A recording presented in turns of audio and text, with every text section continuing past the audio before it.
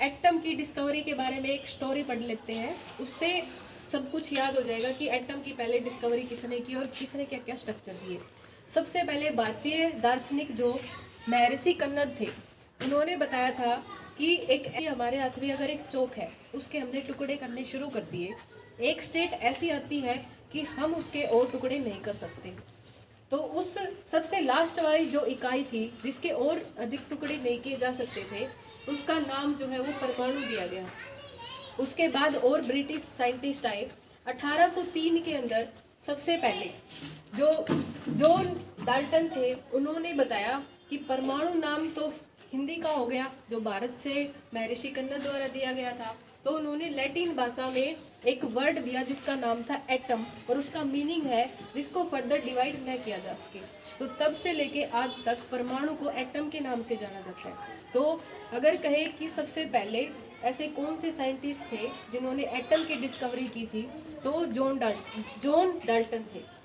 उसके बाद John Dalton ने ये बताया कि एटम अगर कंबाइन हो जाते हैं तो वो मॉलिक्यूल की फॉर्मेशन करते हैं। और जितने भी एटम हो गए, मान लिया हाइड्रोजन एटम की बात करें, एक एलिमेंट उठा लिया, तो हर एक हाइड्रोजन एटम सेम होगा, सेम स्ट्रक्चर होगी, सब कुछ सेम होगा। ऑक्सीजन एटम की बात करें तो सारे ऑक्सीजन एटम एक जैसे दिखाई देंगे। और जब भी वो कंबाइन करेंगे एटम और एटम, वो किसी फिक्स्ड प्रोपोर्शन के अंदर कंबाइन होके कंपाउंड की फॉर्मेशन करते हैं। जैसे कि अगर हाइड्रोजन ऑक्सीजन के साथ कंबाइन होता है तो इसके लिए 2 हाइड्रोजन 1 ऑक्सीजन के साथ कंबाइन होने चाहिए, तभी जो है वाटर की फॉर्मेशन हो। बाद अगर कोई चीज़ आपको बता दी जाए कि दुनिया के अंदर ये चीज़ एग्जिस्ट करती है, तो क्यूरियोसिटी होती है कि आखिर उसका स्ट्रक्चर कैसा होगा। मान लिया कि ये कह दिया कि चांद चमकीली चीज़ है, तो अंदर से क्यूरियोसिटी होगी कि चांद की स्ट्रक्चर होगी कैसी, उसकी शेप कैसी होगी। इसी तरह से जब एटम के बारे में बताया गया तो नेक्स्ट सवाल ये था कि एटम का स्ट्रक्चर कैसा होगा। तो सबसे पहले जो एटम का स्ट्रक्चर जो दिया था वो बताया था जे थॉमसन ने। तो एटम के स्ट्रक्चर के बारे में बताया कि हम मान लेते हैं कि हमारे पास एक वाटरमेलन है। वाटरमेलन के अंदर जो रेड पार्ट है वो पॉजिटिव माना गया था, और जो उसके अंदर सीड्स है, ब्लैक सीड्स है, उनको नेगेटिव माना गया था। उन्होंने बताया जितना पॉजिटिव हिस्सा है उतना ही नेगेटिव हिस्सा है, उसी की वजह से तो एटम इलेक्ट्रिकली न्यूट्रल पाया था। ठीक है, लेकिन उनकी ये डिस्कवरी भी फेल हो गई थी। किसके बाद? इनके बाद एक और साइंटिस्ट आए थे जिनका नाम था रदरफोर्ड। उन्होंने एक गोल्ड की फॉइल ली। अब गोल्ड की फॉइल ही क्यों सिलेक्ट की? क्योंकि सोना सबसे ज़्यादा डक्टाइल और मेलिएबल एलिमेंट के अंदर आता है। इसकी पतली से पतली परत बनाई जितनी पतली हो सकती थी, और उसके ऊपर अल्फा के कण जो है वो गिराए गए।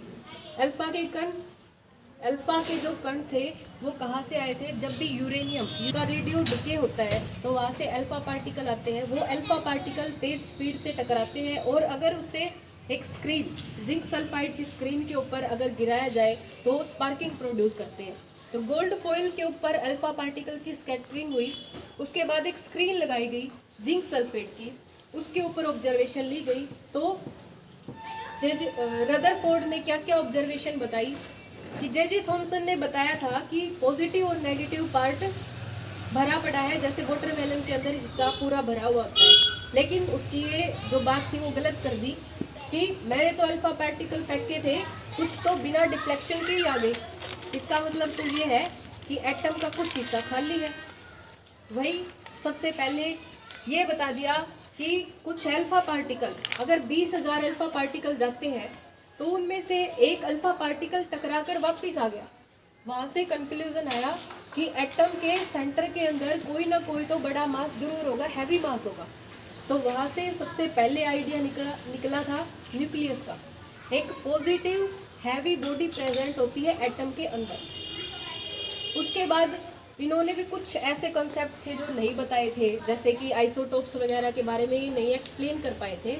उसके बाद का जो फर्दर स्ट्रक्चर के बारे में बताया गया था वो बोहर ने बताया, क्योंकि रदरफोर्ड ने ये बोला था कि इलेक्ट्रॉन न्यूक्लियस के चारों ओर रिवॉल्व तो करते, लेकिन रिवॉल्व करते करते उनकी एनर्जी भी वेस्ट होगी। तो एक टाइम तो ऐसा आएगा कि जो इलेक्ट्रॉन है वो न्यूक्लियस के अंदर गिर जाना चाहिए। लेकिन जब आए बोहर तो उन्होंने कहा ये पागलों जैसी बातें हैं कि इलेक्ट्रॉन कभी न्यूक्लियस के अंदर अगर गिर गया, चक्कर लगाते लगाते उसकी एनर्जी अगर वेस्ट होती है, अगर वो न्यूक्लियस के अंदर गिर गया तो यूनिवर्स में कोई भी चीज़ एक टाइम के आने के बाद तो ख़त्म हो जानी चाहिए थी, लेकिन आज तक ऐसा तो हुआ नहीं, यानी कि उसकी ये थ्योरी गलत थी। उसके बाद बताया बोर ने सही स्टेटमेंट दी कि इलेक्ट्रॉन न्यूक्लियस के चारों ओर चक्कर लगाते हैं, ये ठीक बात है, लेकिन वो जो चक्कर लगाते हैं अपने एक फिक्स्ड ऑर्बिट के अंदर चक्कर लगाते हैं, और जब भी वो इलेक्ट्रॉन अपने फिक्स्ड ऑर्बिट के अंदर चक्कर लगाते हैं तो उस समय ना तो वो एनर्जी गेन करते हैं ना वो एनर्जी लॉस करते हैं, एक कॉन्स्टेंट एनर्जी के साथ अपनी शेल में रिवॉल्व करते रहते हैं। पहली शेल का नाम के शेल दिया था, KLMN इस तरह से, और उसके बाद इसी के बेस पे इलेक्ट्रॉनिक कॉन्फ़िगरेशन आई थी कि पहली सेल के अंदर 2 इलेक्ट्रॉन, फिर 8 और फिर 18। तो यहाँ तक एटम के स्ट्रक्चर के बारे में क्लास 10th तक आपका कवर हो सकता है। इसके बाद अभी तक भी जो सारी थ्योरी थी ये सारी भी गलत थी। जो अभी तक बताया गया कि इलेक्ट्रॉन सर्कुलर पाथ में न्यूक्लियस के चारों ओर चक्कर लगाता है, ये भी गलत था, क्योंकि वो इलेक्ट्रॉन न्यूक्लियस के चारों ओर इलिप्टिकल पाथ के अंदर रिवॉल्व करता है। तो अभी तक के लिए इतनी इन्फॉर्मेशन आपके लिए बहुत है। होप कि आपको ये वीडियो अच्छी लगी होगी। Thank you.